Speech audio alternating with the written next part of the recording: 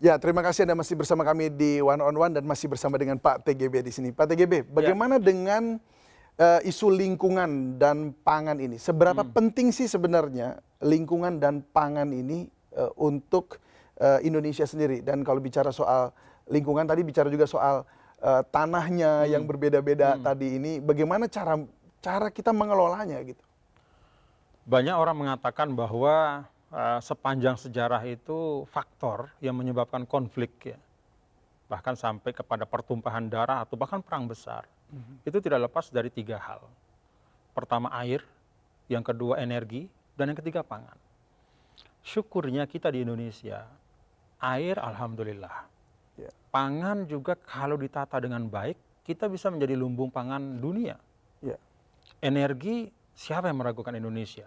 Dengan energi fosilnya dan juga energi terbarukannya, potensinya. Ya. Jadi 3 hal ini kita luar biasa. Karena itu sangat mungkin kalau kemudian ada kekuatan luar yang mencoba untuk mengkooptasi kita. Kalau menjajah kayak zaman Belanda mungkin nggak lah. Tapi mengkooptasi dalam arti potensi ini kemudian tidaklah dimanfaatkan untuk rakyat, tetapi justru kemanfaatannya itu diambil oleh pihak luar. Ya. Nah karena itu penting kita membangun ketahanan, resiliensi di dalam masalah pangan dan energi. Nah saya pikir kalau kita bicara tentang masalah pangan dan energi ini kan menyangkut hal yang paling mendasar ya dari kebutuhan masyarakat. Dan sekali lagi aspek penegakan hukum, ya, penguatan aspek law enforcement di dalam ketahanan pangan dan energi itu luar biasa. Contohnya pangan. Kita sejak sekian puluh tahun yang lalu kan punya lembaga namanya Bulog. Punya fungsi tertentu yang diberikan oleh negara. Tetapi ternyata tidak semua fungsi itu dapat dilaksanakan dengan baik. Ada hal-hal yang sebenarnya bisa optimal, tetapi akhirnya petani selalu merasa kesulitan. Pada saat panen, harga jatuh. Pada saat panen bahkan kadang-kadang terjadi impor, sehingga justru melemahkan daya tawar petani. Kemudian bulognya tidak maksimal untuk menyerap hasil pertanian dari masyarakat. Nah, kemudian ada kebocoran-kebocoran. Itu semua sedikit tidak sangat terkait dengan aspek hukum. Jadi kalau ada penegakan hukum yang kuat, regulasinya konsisten dilaksanakan, dan ada keteladanan dari kepemimpinan yang tertinggi. Karena kan selalu kalau kita bicara tentang penegakan hukum itu pertama bagaimana peraturannya ada nggak? Ada. Yang kedua, lembaga untuk melaksanakan peraturan ada nggak? Ada. Lalu yang ketiga yang paling penting, ya, keteladanan dari pemimpin tertinggi. Itu kan akan mengalirkan energi positif. Betul. Jadi ya teori cracking lah ya. Kalau ada retak dari atas dia akan mengalir ke bawah. Tapi kalau solid dari atas itu sampai bawah pun insya Allah akan solid. Nah di sini Pak Mahfud kan selalu menyampaikan bahwa mundur kawir, gitu kan, macam-macam lu melanggar hukum, korupsi ya. Ini menurut saya satu gestur yang sangat positif ya, bahwa ke depan kita bisa berharap ketahanan pangan kita, kemudian ketahanan energi kita itu akan dapat dijaga ya, dengan satu law enforcement yang kuat, sehingga kepentingan negara dapat terpenuhi, perlindungan kepada masyarakat juga dapat dilaksanakan, dan juga iklim investasi di dalam bidang-bidang itu juga dapat diciptakan yang baik. Semua merasa nyaman. Baik. Itu memang yang sangat diperlukan, ketenangan masyarakat juga bisa, bahwa hadirnya ada ada Pak Mahfud di situ. Nanti ada Pak Mahfud di situ yang konsisten. Baik Pak, kalau yang urusan isu lingkungan ini kan ada hubungannya nih dengan yang sempat diomongin di debat cawapres sebelumnya. Ada carbon storage, carbon capture, seperti itu. Ini seberapa penting di dalam isu lingkungan sebenarnya? Isu lingkungan itu bukan sekedar penting tapi maha penting. Apalagi buat Indonesia yang memang salah satu aset kita adalah sustainability yang dimiliki oleh ekosistem kehidupan kita. Indonesia paru-paru dunia. Ya. Kalau hutan Indonesia rusak itu mempengaruhi iklim global. Demikian juga kita punya sumber daya, mohon maaf ya, sumber daya laut yang kalau tidak dikelola dengan sustain, maka itu juga akan berpengaruh terhadap lingkungan. Jadi isu ini penting buat Indonesia. Dan kalau kita lihat dalam visi misi Mas Ganjar dan Pak Mahfud itu sudah ada roadmap yang jelas tentang transisi misalnya energi. Dari energi yang berbasis fosil kepada energi yang terbarukan. Berbasis pada beragam potensi yang ada. Bisa gas, bisa angin, bisa air. Kalau kata Mas Ganjar itu, pada waktu beliau di Jawa Tengah itu, beliau kaget ternyata gas rawa itu banyak potensi di Jawa Tengah. Gas rawa? Iya, dari rawa-rawa itu bisa diambil gasnya untuk dialirkan ke rumah-rumah. Kemudian ya jadi alat untuk memasak. Jadi bahan bakar untuk memasak dari rawa-rawa.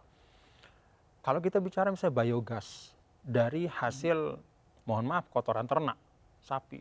Itu kan banyak sekali sudah di desa-desa inisiatifnya. Kalau kemudian itu menjadi strategi nasional, itu akan luar biasa. Dan itu jauh lebih ramah bagi lingkungan kita dibanding kalau kita tetap berada pada posisi mayoritas sumber kita adalah sumber daya yang dari fosil. Itu kan pasti akan berpengaruh pada lingkungan. Jadi roadmap-nya ini ada, kemudian rekam jejak Mas Ganjar ketika di Jawa Tengah juga sudah terbukti. Ada beberapa inisiatif beliau yang bisa mengembangkan sumber energi terbarukan untuk kepentingan rumah tangga memang. Belum dalam skala industri, tapi rumah tangga. Nah, saya yakin kalau beliau berdua diberikan amanah oleh masyarakat, maka ini semua akan dieksekusi. Dan roadmap kita, energi kita akan jauh lebih sehat. Karena nantinya akan berbasis pada energi yang terbarukan. Baik. Nah ini kan sebagai, Pak TGB ini kan pernah menjabat sebagai gubernur ya. 2 periode bahkan, 2008 hingga 2018 kalau nggak salah ya. Betul. Di NTB. Nah tentu Anda punya pengalaman yang signifikan begitu. Sebenarnya kalau bagi masyarakat, anggaplah masyarakatnya khususnya di wilayah timur Indonesia, yang Anda dekat dengan di sana. Itu apa sih yang paling dibutuhkan oleh masyarakat saat ini? Indonesia itu bukan hanya Jakarta, David. Iya. Sabang, Merauke, Miangas, Pulau Rote. Dan yang paling didambakan oleh seluruh anak bangsa adalah mereka merasa mendapatkan keadilan. Mereka mendapatkan kesetaraan dalam perlakuan oleh negara. Dalam konteks kesetaraan ini apa nih? Beragam. Pertama infrastruktur. Tentu infrastruktur ya, karena itu sangat penting. Kita ini kan negara kepulauan. Jadi infrastruktur itu sangat penting. Dan itu memang mahal. Nggak mungkin infrastruktur diserahkan kepada masyarakat. Tapi harus negara yang ambil alih itu. Darat, laut, dan juga udara.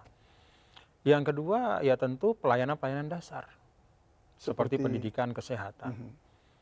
Lalu yang ketiga adalah pemimpin yang memang mengembangkan Indonesia sentris dalam paradigma pembangunan. Jadi gini David ya, dulu kita pernah menganut paradigma pembangunan di mana anggaran itu mengikuti jumlah manusia. Lah kalau kayak begitu, maka nanti mayoritas anggaran itu pasti akan jatuh ke tempat-tempat yang sudah padat penduduk. Karena hitungannya rupiahnya dihitung berdasarkan berapa orang yang ada di situ. Akhirnya apa? Daerah-daerah yang belum berkembang tidak akan bisa berkembang. Kenapa? Tidak ada afirmasi dari pemerintah. Maka perlu yang disebut dengan Indonesia sentris dalam arti bahwa pendekatan anggaran pembangunan, budgeting policy, anggaran dikucurkan kemana itu tidak hanya mengikuti jumlah orang yang sudah ada.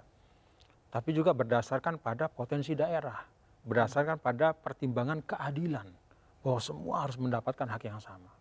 Gambaran sederhananya adalah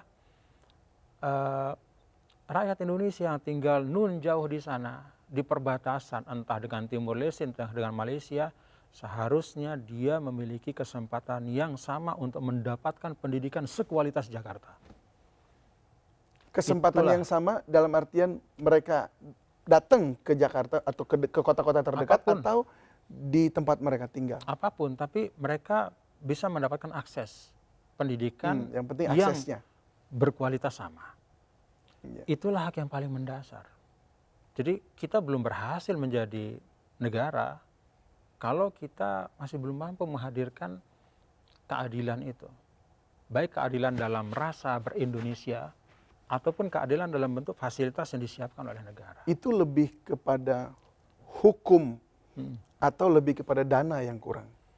Sebenarnya lebih kepada political will ya, Justru lebih political will ya? kehendak politik. Oke.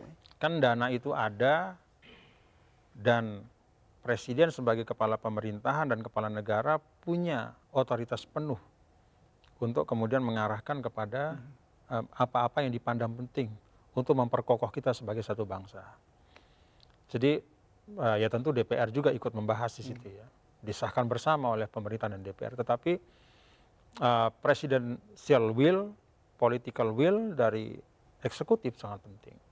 Nah karena itu saya yakin ya kalau kita lihat misalnya Mas Ganjar yang memang kerjaannya itu dari waktu ke waktu selalu belusukan ke seluruh sudut ya.